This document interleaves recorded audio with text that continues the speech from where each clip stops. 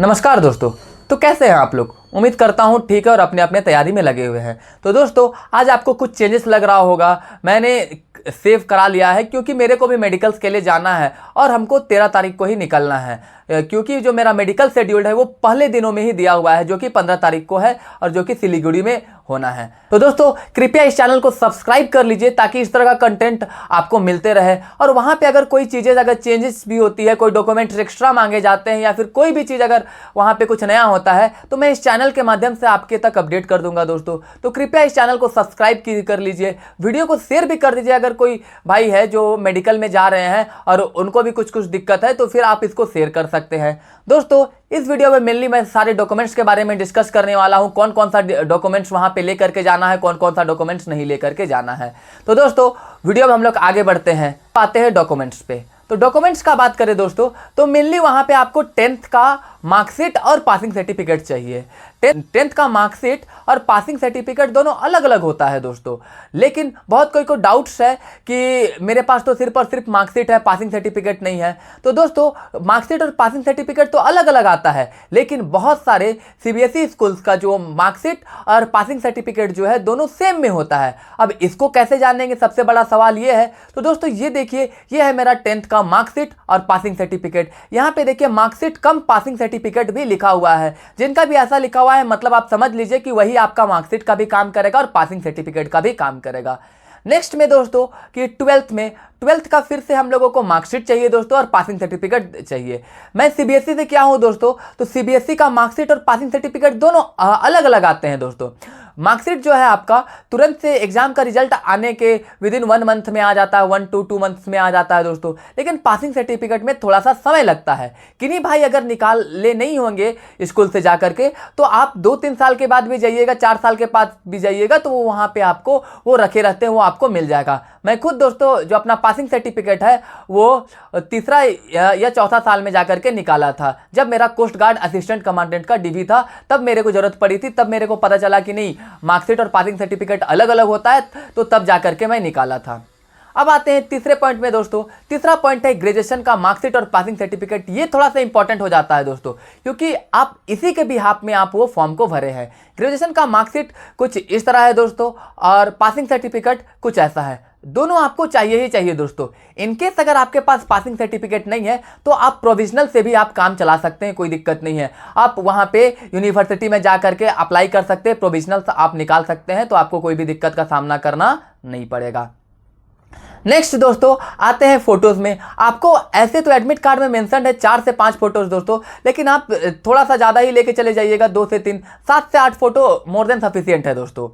उसके बाद दोस्तों सबसे इंपॉर्टेंट चीज़ है कि जो भी कैटेगरी से भरे हैं, जो यूआर से भरे हैं, उन लोगों को तो कोई दिक्कत का सामना नहीं करना पड़ेगा, उन लोगों के लिए कोई सर्टिफिकेट्स नहीं है। लेकिन जो भी कोई कैटेगरी से भरे हैं दोस्तों, चाहे वो एसटी, एससी, ओबीसी, ईडब्ल्यूएस जिससे भी भरे हैं दोस्तों, उनके लिए बहुत इंपॉर्टेंट हो जाता है कि वो जो भी अपना कैटेगरी सर्टिफिकेट है वो उसको लेते जाएं।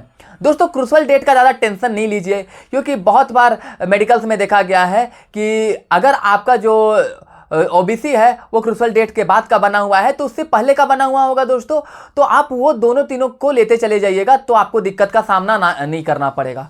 उसके अलावा दोस्तों आप एनेक्स्चर भी बनवा सकते हैं। आप डीसी ऑफिस में जा करके अप्लाई कीजिएगा, मैं भी अप्लाई किया हूँ, मेरा एनेक्स्चर बन चुका है जो कि आप देख सकते हैं। तो आप एनेक्स्चर भी बनवा करके लेके जा सकते हैं दोस्तों।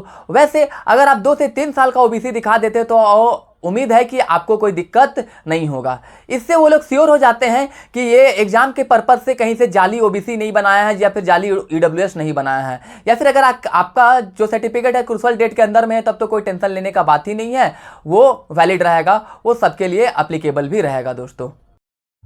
इसके अलावा दोस्तों आपको कोई भी एक वैलिड आईडी प्रूफ लेकर के जाना है। वो आधार कार्ड भी हो सकता है, वोटर आईडी कार्ड भी हो सकता है, पैन कार्ड भी हो सकता है, ड्राइविंग लाइसेंस भी हो सकता है, या फिर आपका कॉलेज का वैलिड आइडेंटिटी कार्ड भी हो सकता है। और दोस्तों इसके अलावा जो भी दिल्ली पुलिस एसआई को टारगेट कर रहे हैं उनके लिए मस्ट हो जाता है कि आप लोग अपना डीएल भी लेकर के चले जाए, नहीं तो आपका नंबर जितना भी हो, चाहे वो 350 हो, 360 हो, आपको दिल्ली पुलिस के लिए नहीं लिया जाएगा।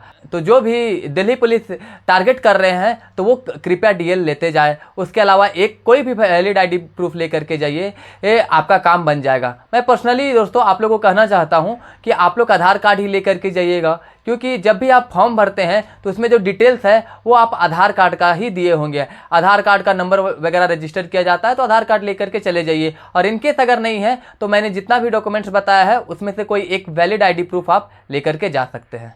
इसके अलावा कोई भी डॉक्यूमेंट्स नहीं जरूरत है दोस्तों, बस आपको 10th 12th और ग्रेजुएशन का मार्कशीट और पासिंग सर्टिफिकेट लेते जाना है, 4 से 5 फोटो लेते जाना है और ओबीसी सर्टिफिकेट लेते जाना है। इसके अलावा दोस्तों अगर कोई पहले अटेम्प्ट किए हैं तो पता होगा, और नहीं किए हैं तो कुछ कुछ वहाँ पे फॉर्म भी भराए जाते हैं। इसके लिए आपको क्या करना है दोस्तों कि आपको पेन लेते जाना है, अपना ब्लू और ब्लैक पेन लेते जाना है। इसके अलावा दोस्तों आप अपना फेविकॉल वगैरह भी लेके जा सकते हैं। इससे क्या होगा दोस्तों कि वहाँ पे फोटो जब चिपकाया जाएगा तो आप पैनिक नहीं कीजिएगा, आपको इधर उधर मांगने की जरूरत नहीं होगा। वैसे वहाँ पे फेविकॉल प्रोवाइड कर दी जाती है, लेकिन फॉर सिक्योरिटी इन केस आप अपना भी ले करके जा सकते हैं। उसके अलावा दोस्तों कहीं पे फोटोकॉपीज का जिक्र तो नहीं किया हुआ है, लेकिन आप 1 सेट या 2 सेट फोटोकॉपी करा के लेके जा सकते हैं दोस्तों, इससे ज़्यादा कोई ज़रूरत नहीं है। मेरा जो मेडिकल है वो सबसे पहला दिन 15 सितंबर को दिया है, जो कि वेस्ट बंगाल सिलीगुड़ी में होना है। तो दोस्तों इस चैनल को सब्सक्राइब कर लीजिए, ताकि मैं वहाँ से पल पल का अपडेट्स आपके तक पहुँचाता रहूँगा, ताकि आप लोगों को कोई दिक्कत सामना ना करना पड़े। तो दोस्तों इस वीडियो को हम लोग रखते हैं यहीं तक, मिलते हैं नेक्स्ट वीडियो में। तब तक के लिए धन्यवाद। जय हिंद, वंदे मातरम।